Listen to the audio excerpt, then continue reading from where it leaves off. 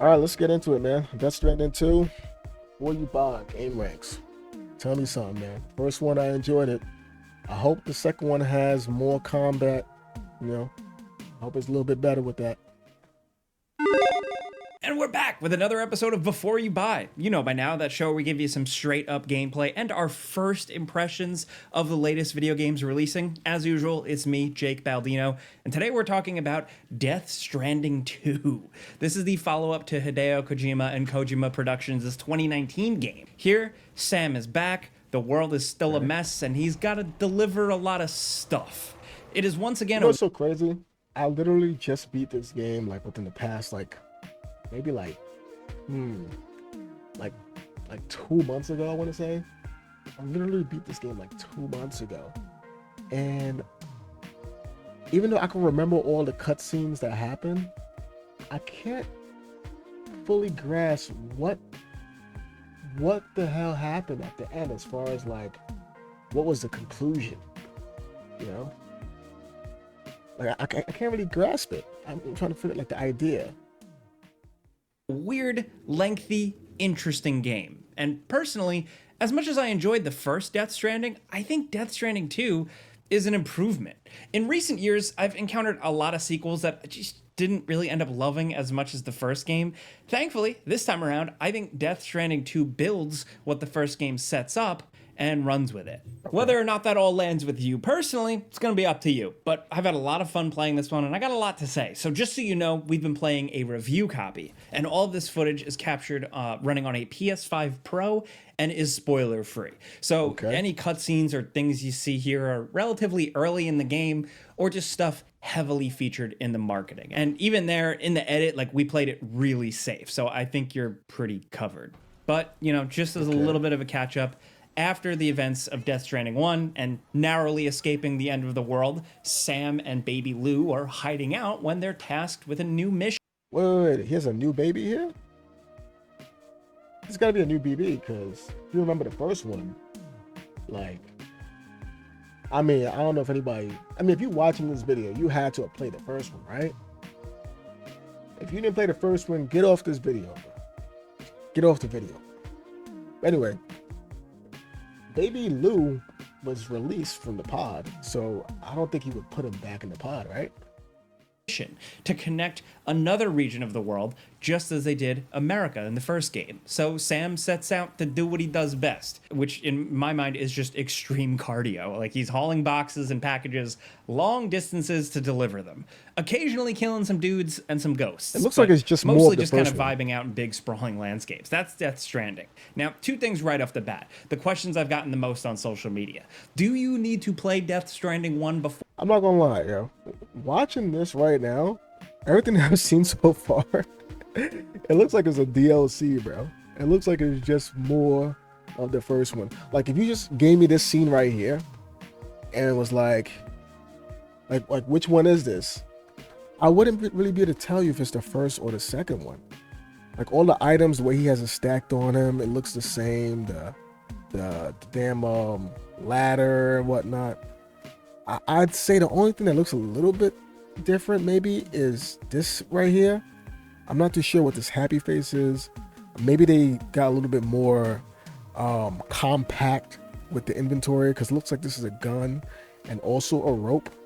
So maybe you could have your gun and your rope out at the same time. That would be an improvement. So if I get close to somebody, I don't have to switch to my rope. Maybe there's like a different button I press to just automatically use my rope when I'm close to them, and I could shoot at a certain distance or whatever. And this looks like his outfit, like his hat, glasses, whatever. But so far, it looks like it's just more of the same. And I'm not gonna lie, with games that are more of the same of the previous game, I get bored very, very quickly, or I get disinterested very quickly, and I have trouble beating those games because I feel like I'm just playing more of the last one. Especially if it's a game that I just beat right before the new one came out. Like two examples: Dragon's Dogma. What was the one with the girl? What, Aloy? You know what I'm talking about? Horizon. Like those two games, for example, I beat those two games, the first one right before the second one came out. And then when the second one came out, as far as Horizon, beautiful game. I have nothing bad to say about that game. The second one, I have nothing bad to say about it. But halfway through the second one, I just stopped playing. And it wasn't that the game did anything bad. I guess I got kind of fatigued, I guess, because I felt like I was playing more of just the same. Like, don't get me wrong, they added more to Horizon Forbidden West. They added way more to it. They just gave you more Horizon and added more, which was great. But I felt like, as far as playstyle, I felt like I've been playing this game for a long ass time because I just beat the first one right before, and it felt like it just, you know what I'm saying? Like, I just felt like I was still playing the first one, just more For this, just more features were being added on. You know, like the game was just longer. You know what I'm saying? Like, you know, like when you play a game and they're constantly giving you new gameplay mechanics later on in the game. It felt like the second one, I was just getting more gameplay mechanics of the first one, which is good. But I guess, I mean, for me, it could. I don't know if that makes sense. I think it makes sense, but for me, it kind of felt like, I don't know, maybe it was fatigue or something. It was just more of the same, so I didn't feel like I was getting anything new. I don't know. But that's what this is giving me right now. And Dragon's Dogma 2, I didn't even play Dragon's Dogma 2 because it looked like it was just a remaster of the first one. All right. I hate to say it, but yeah, probably. The game has a lot of language in describing this world that it kind of just assumes you know. It's a weird world with a bunch of confusing lore and, more specifically, a lot of rules. You might be able to pick up a lot of it as you go, but I'd say maybe watch more than one YouTube recap to really get acclimated. The game does actually include a previously on type thing on the main menu, but it's kind of just a big slideshow and it huffs its own farts a little bit too much. Like I said, maybe just watch a YouTube recap.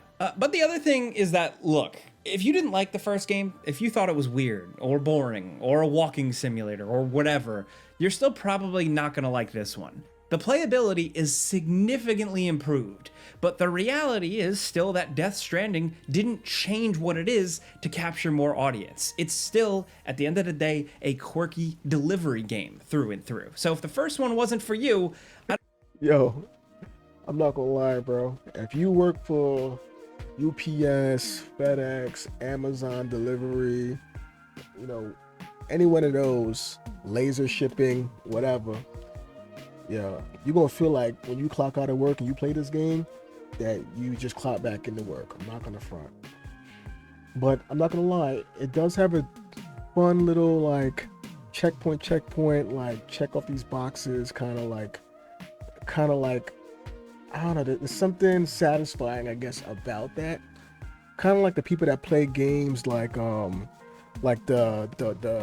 water blower simulator thing, the power washing, where it's just like you're just trying to be as clean as possible. You just check points. I'm gonna clean up here. I'm gonna clean up here.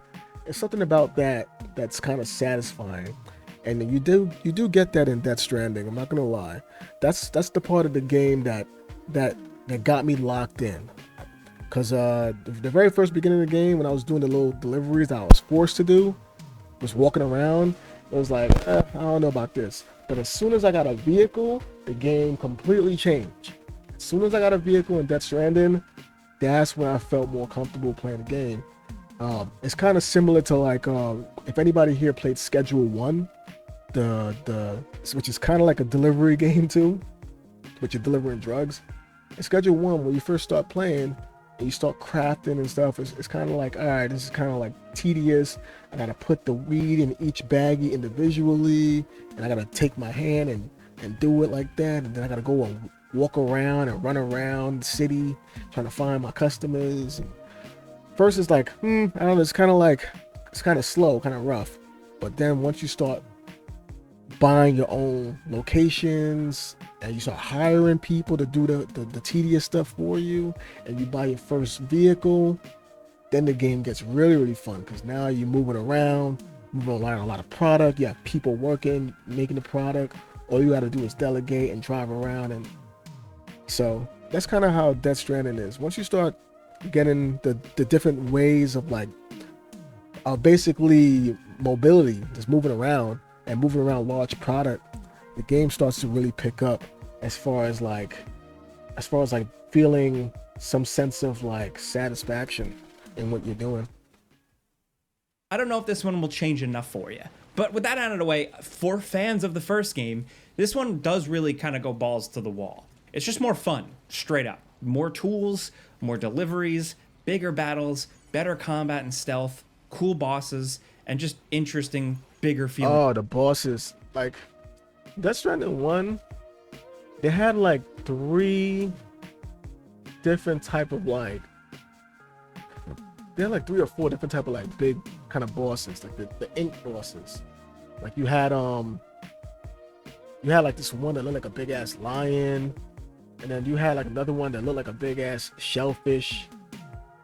And in my opinion, the best looking one, the coolest looking one, especially with the way it was introduced, was the whale. The whale, it was really, really cool to see how they introduced you to it and to that whole fight sequence. But I have to say, the combat and the boss battles in Death Stranding 1 were very, very weak. Very, very weak, I'm not gonna lie. And I say that because I remember playing like back in the day, and I have to say it, Metal Gear, fighting the Metal Gears, or fighting the bosses in Metal Gear, the different like actually human level type of bosses, they were way more exciting. Way more exciting, man. And I mean, I think the coolest fight in Death Stranding 1 was the whole fight night looking kind of fight when you was fighting I forgot the character's name, but one of the main villains that's voiced by Troy Baker. When you're fighting him in that little like standoff, kind of like a damn fighting game type of thing, it's kind of like Fight Night. You gotta dodge and parry and whatnot, and you know, like that was very, very cool. I'm not gonna lie, they could have done more of that. That would have been cool. They did it one time, and it was really cool gameplay mechanic, and they only did it one time. And it's like, we put all that into that one game mechanic. You put all of that cool shit in that game mechanic, and you only give it to me one time throughout the entire game. And it's like I barely have time to learn the mechanic before the fight is even over. Like, it's like a mechanic like that, you should have gave me that a couple times. And then all the other boss battles, very, very weak, man. Very, very weak.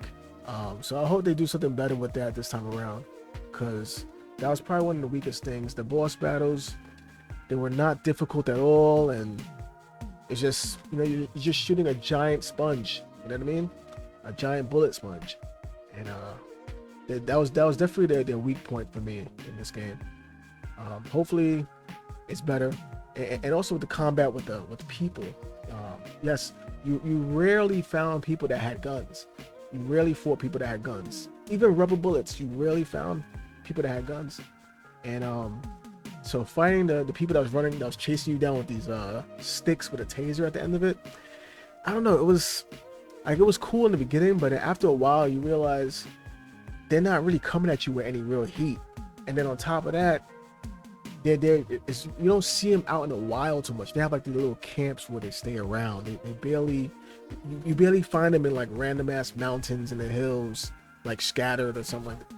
You only see them in these little camps, and it's very controlled environments. And I don't know. I hope they do a little bit more than that this time around. Worlds. It's not apparent right away, though. I'll be completely honest. The first few hours felt extremely samey. Like, same flow. Bring a package to a similar looking building you've seen a bunch of times in the first game. The same animation from the first game plays, where Sam places the packages and links up the chiral network. You've done it a million times. You've talked to a hologram, you then take a nap in the room, you take a shower.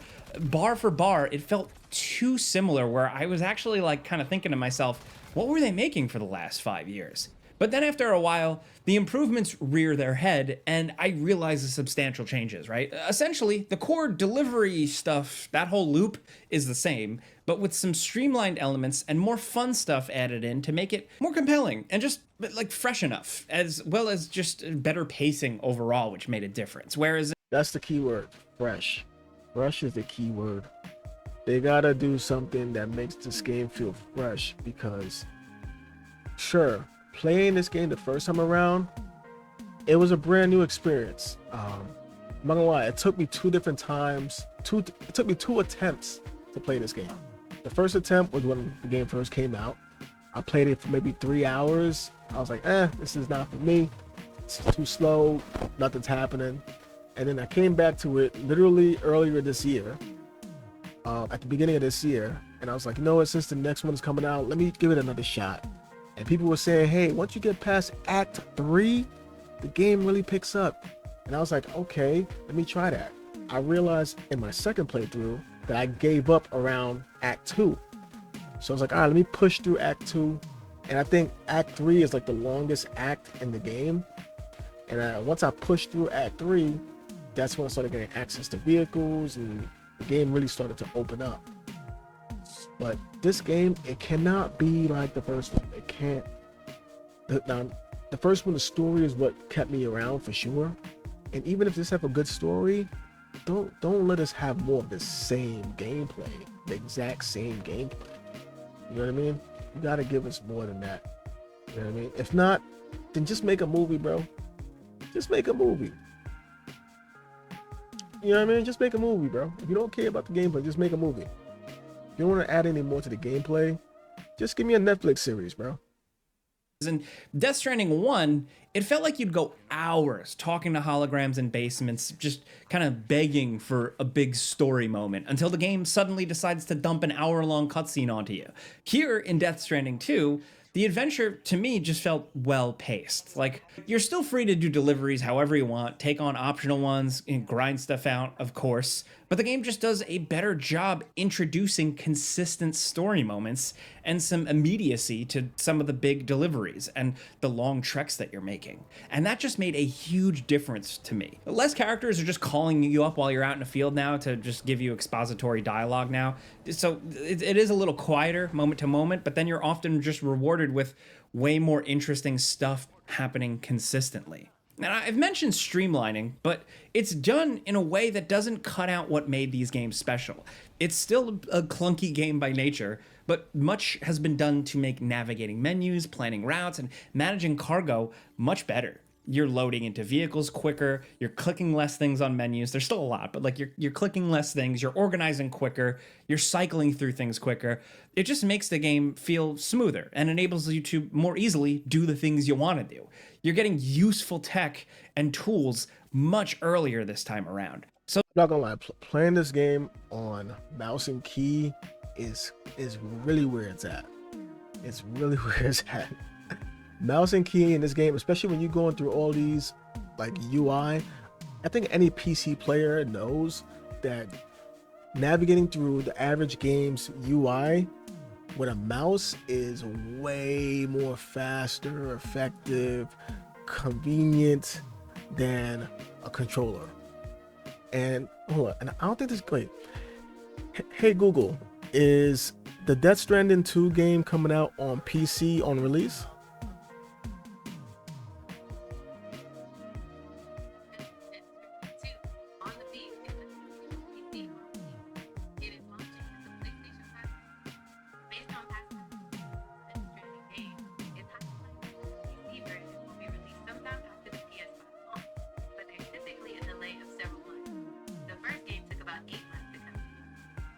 Oh my goodness. So it's gonna be on PlayStation exclusively. That means I'm gonna be forced to play it on a controller. And don't get me wrong, like I have a PlayStation. PlayStation is one of my favorite consoles. But ever since building a PC and basically transitioning over to PC, I prefer to play everything on PC.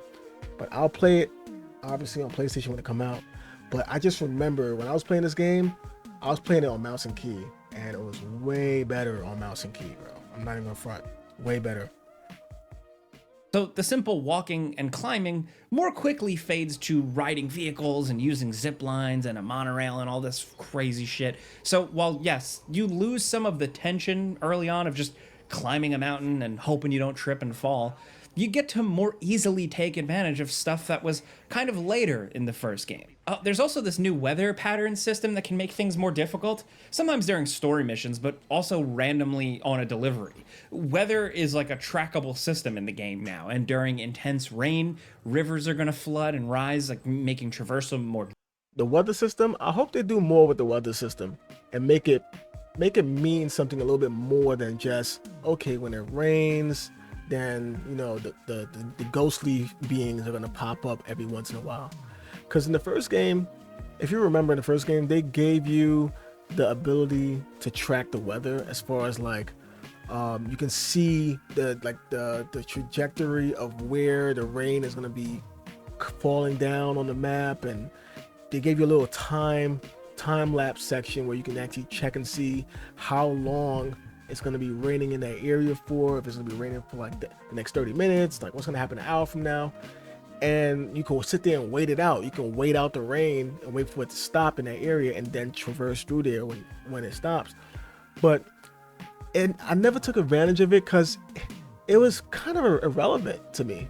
It was kind of irrelevant, especially once you got familiar with the ghosts. You was able to dodge them, without much of an issue. So that rain system, that mechanic of weather tracking, it wasn't really meaningful. It wasn't really relevant much. It didn't really change much to how you planned out your route, really, especially for me. So hopefully the weather is a little bit more impactful to where you do want to pay attention to what's happening with the weather before you make your route, so you can choose, hey, do I want to go through here or do I want to make a route around that because it's crazy right now over there? You know what I mean? So hopefully that's a little more impactful. Difficult, or washing away old bridges that you built. Sandstorms make it hard to see, and wind drains your stamina quicker. There's even an element of fire in the game. These are really well done and just fun to see play out. And having them force you to change your strategies in real time and improvise is just a good way of shaking things up. In fact, I actually wish there was even more of it here. Now, along with this, like I had kind of alluded to before, the game He's does trying to a throw it really at good him. job He's trying to hit doling his out body. tools to you as you make deliveries. The loop is just, once again, oddly addictive if it clicks with you. You want to go big, You want to load up as many packages as you can. You want to fill your car and venture out with that challenging delivery, because every earned, unlocked tool is useful. Faster exoskeleton legs, better weapons, more tools for stealth, more battery storage, you name it. I just found it more rewarding this time. Even if last time around the hikes were more arduous and I was begging for help, in Death Stranding 2, I was just happy to grind for the next fun thing. Like an improved thing to build out in the field and leave for people, or like an interesting silenced weapon, or like these decoy hologram throwable grenade things. Plus, there's more stat tracking, as well as a good skill tree here that has useful upgrades you can unlock with these earned points. Think like better detection radius, improved battery charging, and a bunch of other stuff. And this is along with new backpack and vehicle upgrades that are just way more thought out and in-depth this time around. Now, you can probably tell by what I've mentioned, but there are... You see that little weapon menu? Probably tell by what I've mentioned, but this time around. Now, you can probably tell by what I've mentioned this time around. Okay, so you still got the spike that you put on the floor, and then you could come down on the rope with. So you still got that. You got your ladder. You got your combat rope. All right, that's for your CQC. You know what I mean? For all my Metal Gear heads. I'm guessing this is that little talking dummy, right? That little talking puppet that was in the trailer. I'm guessing you walk around with that now. I don't know. This is your water canteen, so you can drink your water for your stamina. This looks like grenades. Or your guns is up here. Okay, this looks a little bit more organized. This looks a little bit more organized. Anti-human, what is this? Anti-BT. Oh, okay, these are the effects of the weapon. Okay, anti-BT human. Okay. Anti-mech. Mech. What does that mean? You fighting Metal Gears in here? Around. Now, you can probably tell by what I've mentioned, What but just there happened? are way more Wait, opportunities why is homie stuck like that? Why is he just stuck like that? pack and vehicle upgrades that are just way more thought out and in depth this Look. It's like he froze. Look. time around. Now, you can probably tell by what What the hell happened? Why is he moving so slow? I've mentioned, but there are way more opportunities for combat and stealth in Death Wait. Is there like a slow motion mode or something that I don't know about? Stranding too. Keep in mind, I played the original Death Stranding at launch before all the updates where they gave you a bunch of tools and There automated might be a stuff, slow mo, these slow different mo things. mode. So I didn't really like combat in the first game, and I mostly avoided it where I could because it just felt clunky and weird, like the game had this identity crisis. Yeah, this is like This a time slow-mo around, mode. combat is much smoother. Now, I'll admit, like, you're still a goofy guy with a bunch of boxes on your back, and you're still rummaging through all your boxes for an assault rifle, but it's just way smoother this time around in terms of feel and also enemy encounter design. You can really scout ahead. Look, being smooth is cool, right? Like, I'm grateful for that. But my biggest, is pet peeve the word? Hey Google, what does pet peeve mean?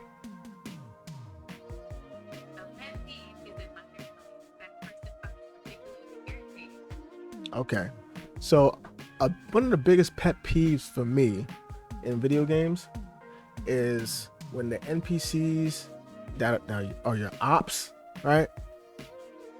When they don't move in a manner that's,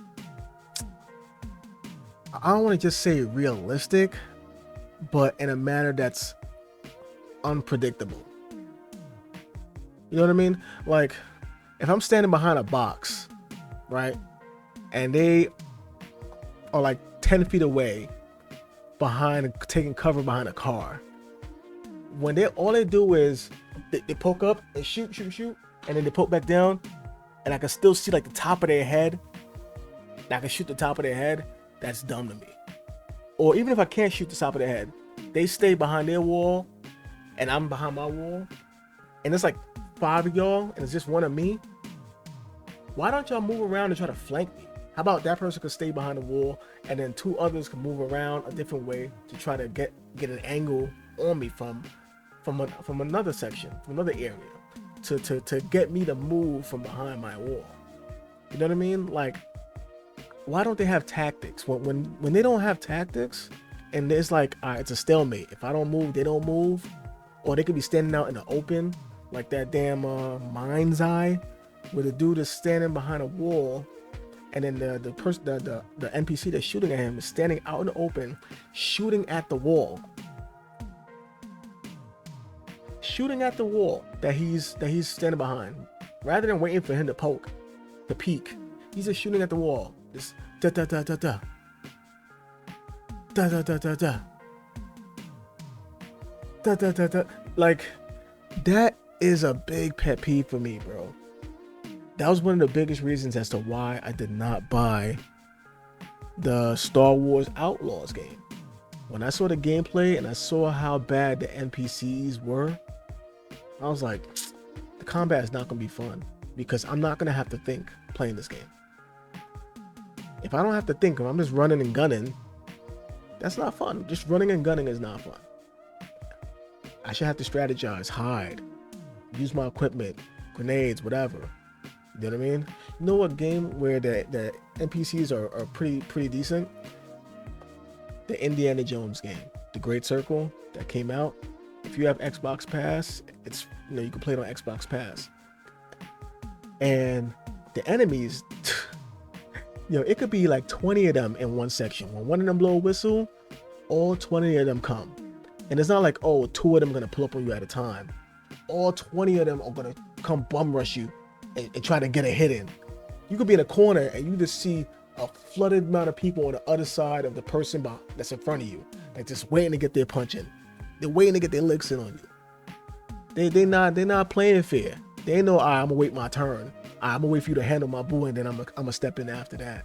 Oh, you behind the wall? All right, but I'm just gonna wait right here for you to come back out. No, they're coming after you. They're coming to get you. And yeah, it's harder, but it's more realistic, and I appreciate it.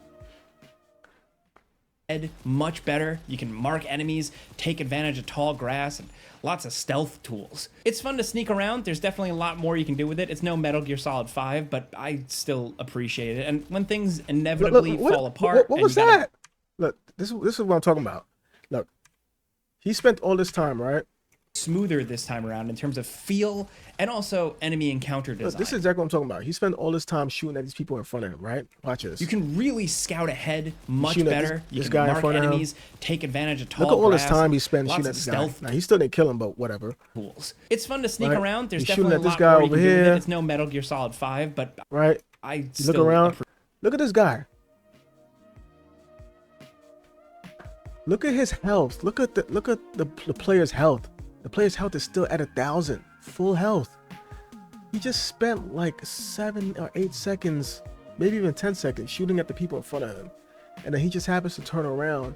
There's a guy standing right behind him. Why isn't he taking any damage from this guy? Why isn't this guy shooting at him? It's 2 people.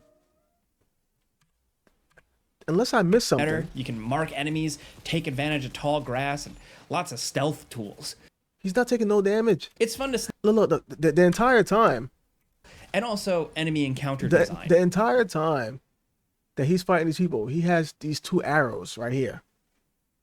These 2 arrows right here letting him know. These are indicators saying, hey, you have enemies behind you. You can really scout No. Actually, there's enemies to the left of him, and then he has one down here too. That's showing the enemies behind him. The enemies behind him.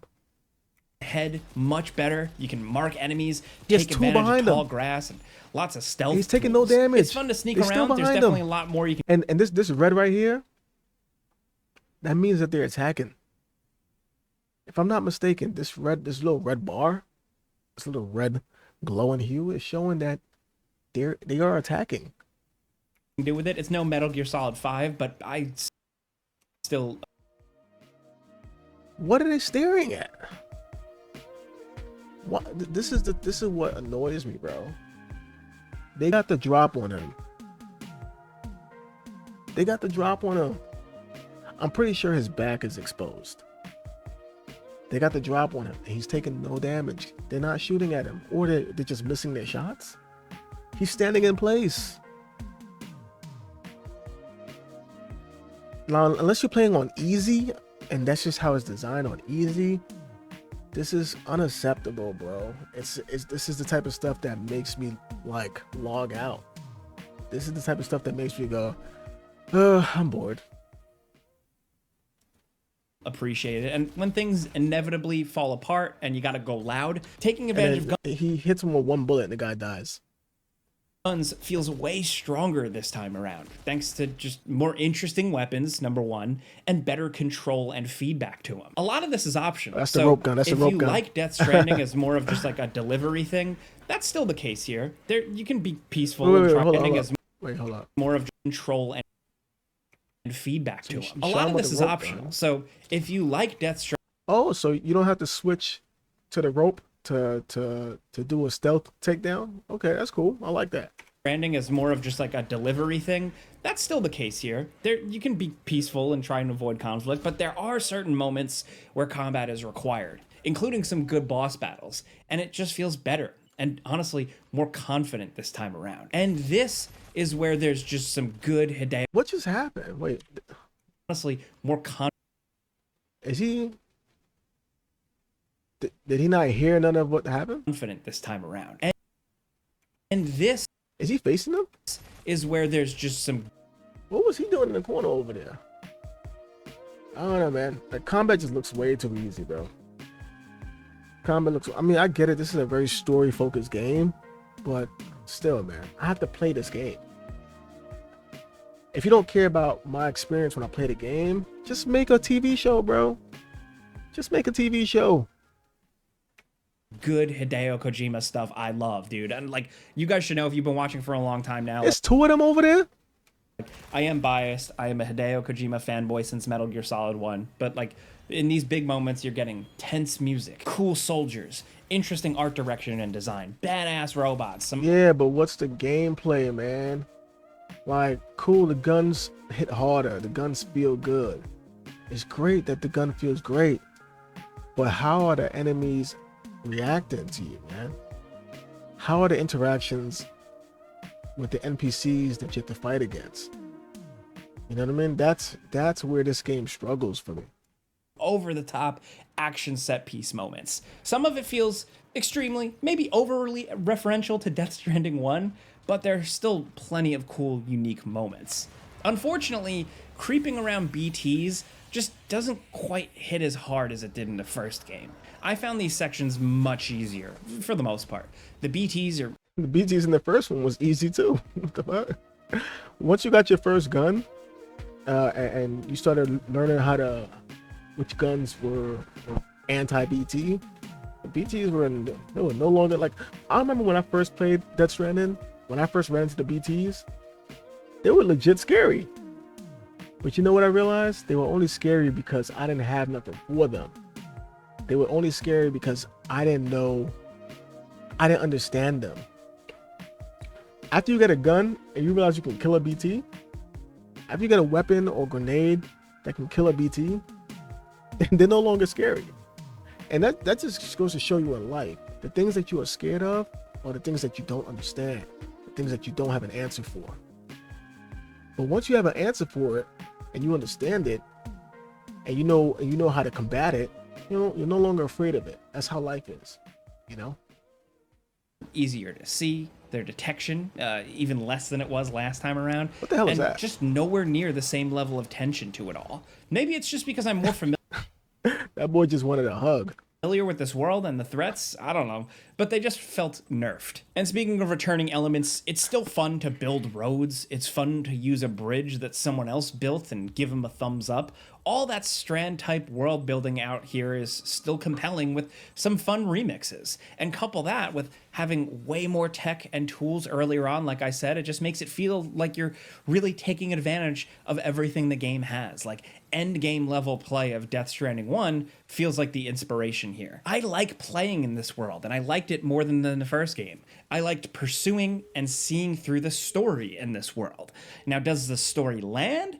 I think that's going to be extremely subjective. It's not an open and shut case. Some characters are introduced with a lot of fanfare and take up a lot of time and end up not really feeling very important. And some of the more interesting story threads I was hoping to see pursued weren't really as in-depth as I wanted. It also, kind of like I said, references or almost retreads or recreates some stuff from the previous game, and I'm not sure to what effect or what they were going for. Look, it's hard to talk about this stuff without spoiling, but while the story isn't perfect, it did a great job of keeping me playing. Even if it had weird spots that didn't quite land, I still wanted to keep playing to see what happens next. And the high points are absolutely some of the coolest shit I've seen in a video game in a long time. Now, smaller note, I really liked Sam this time around. He's a more active participant in the events, and I think it really helped the story quite a bit. He's still a man of few words, you know, he's not like this overly chatty guy, but he's got more agency, he's a little cooler, and just more interesting. He's not just a vessel for the player, someone who just weirdly stands around while exposition rolls in and he doesn't really say anything. Now, he just feels well thought out and significant. Plus, he's even more customizable, and the graphics are good enough now that he just looks like a real guy. The visuals are nuts. It's almost uncanny. So Death Stranding 2 is extremely familiar while also massively improved in a lot of ways. Gameplay is more fun and more immediately gripping. The story, while not perfect, is way better paced and more engaging. I think fans of the original will really enjoy this and appreciate some of the gameplay updates. I'm not gonna lie, the story for the first one, right? I'm not gonna lie, it was a great story. I'm not gonna lie. It was a great story. Very unique. Never heard anything like that before. And that's one thing I love. I love when I hear a brand new story that I never heard anybody else tell. I appreciate that the most. That's one of my favorite things about Expedition 33. The Expedition 33 told a brand new, totally unique story to me, at least. I never heard a story like that before. And on top of that, the gameplay was phenomenal for Expedition 33. That's probably going to be my Game of the Year nominee, at the very least a nominee. So I can't take that away from Death Stranding, the first one. The story was amazing, I'm not going to lie. It took a while for them to tell it, but when they finally finished telling you, it's like, oh wow, that's fire. Now can I explain it to you? No, I can't. I can't explain it to you. Even if I tried right now. Um, if you asked me about the story the week that I beat it, yeah, I would have been able to explain it to you. But a few months, 2, 3 months later, I can't really tell you what happened at the end because it's such a convoluted story because there's so much going on that it's not like a memorable. It's not easy to remember it because it's not something you experience often. You know what I mean? But I remember at the time that I beat the game, I was like, wow, that was great. That was great. You know what I mean? It took a while to get to that story, but it was great when we got it. So that's one thing they have going for them. That's what's making me come back. I might be kind of critical of what I'm saying right now, but guess what? When the game comes out, I'm still gonna buy it. So And honestly, just to be back in this cool, weird world where people dying is like a nuclear event, where the rain ages you if it hits your skin, where some people have superpowers for no reason, where you can expect to turn a corner and see a weird celebrity cameo in the game, the Metal Gear Solid inspirations, the lighter moments, a lot of levity, and a lot of weird, dark, creepy shit. Hiking around, adventuring, being exposed to cool new music by real-world artists, stumbling upon weird surprises, and leaving help for other players behind you. I think Death Stranding 2 succeeds. Like the first game, it's not for everyone, but I think that's by design, and that's okay. If it is for you, I think you're gonna have a hell of a good time. But that's a before you buy. You know how this goes by now. I give you some pros, some cons, and some personal opinion, and now I want to hear yours down in the comments. Are you someone who was into Death Stranding 1? Did you jump on right away? Did you maybe play it later on with a re-release and updates and stuff like that? What's your experience? Were you looking forward to the second one? Or do you hate these games? You'll probably let us know either way. But let's talk about anything Death Stranding 2 or Kojima Productions and Hideo Kojima down in the comments. If you like this video, seeing some gameplay, maybe it helped you out, informed you, clicking a like button legitimately helps us out. Thank you. But that's it. I'm Jake Baldino. Thank you very much for watching. We'll see you guys next time. yeah, man. Like, I'm still gonna play this game. What the hell? What the hell was that?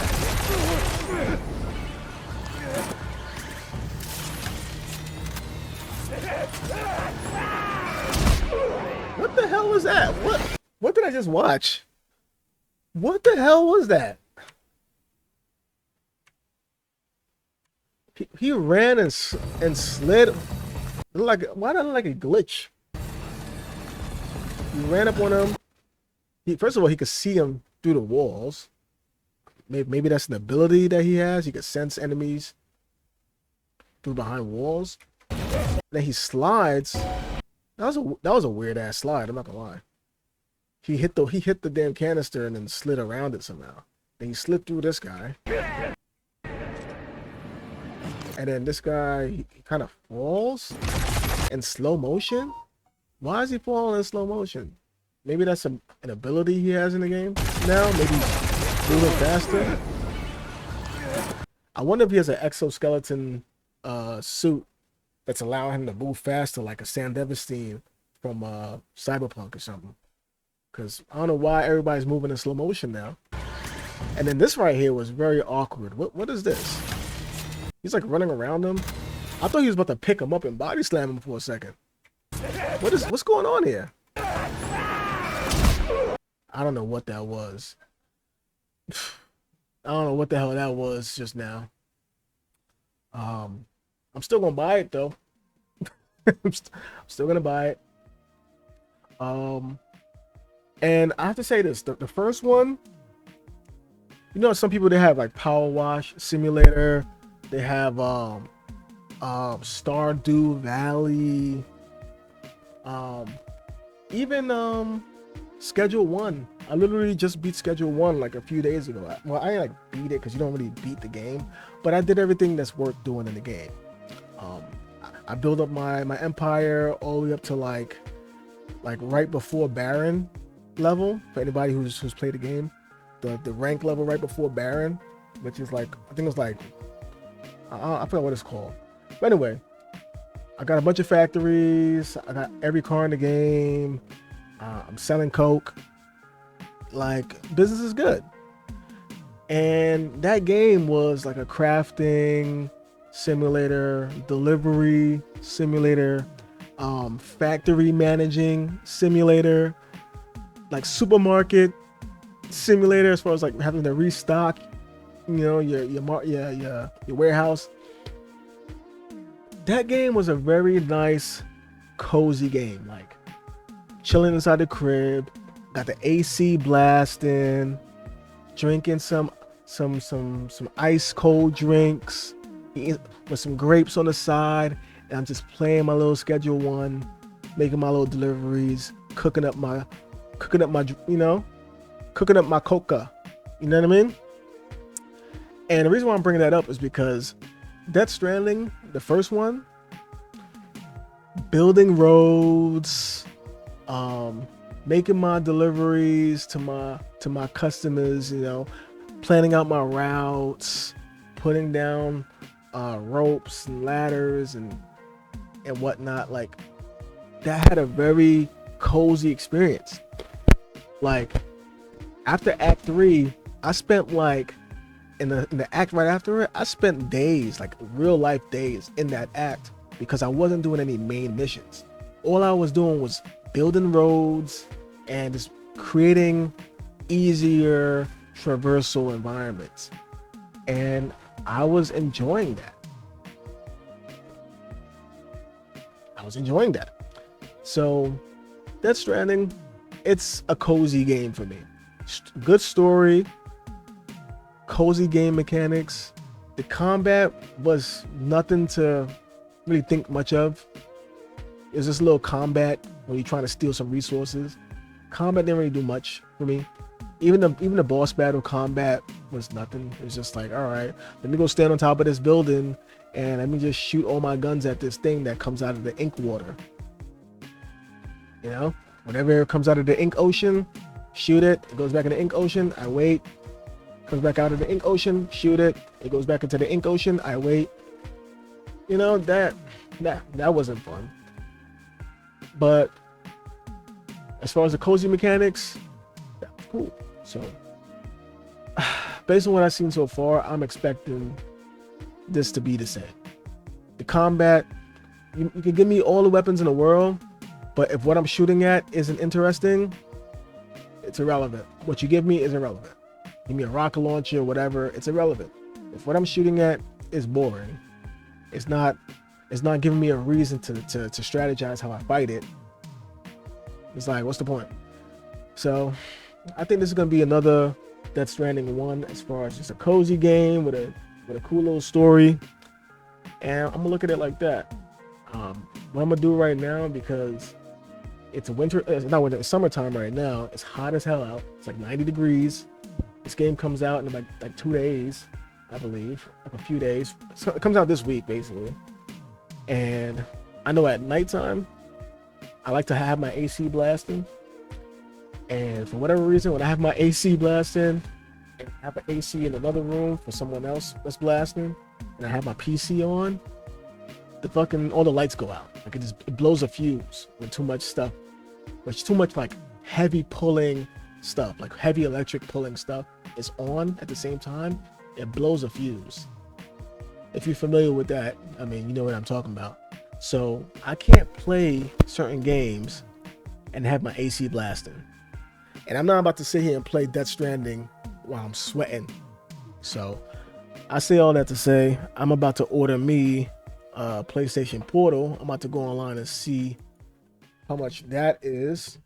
So that way I can play it on a handheld device, so I don't have to turn my PC on. When I play that game. And I can have my AC blasting.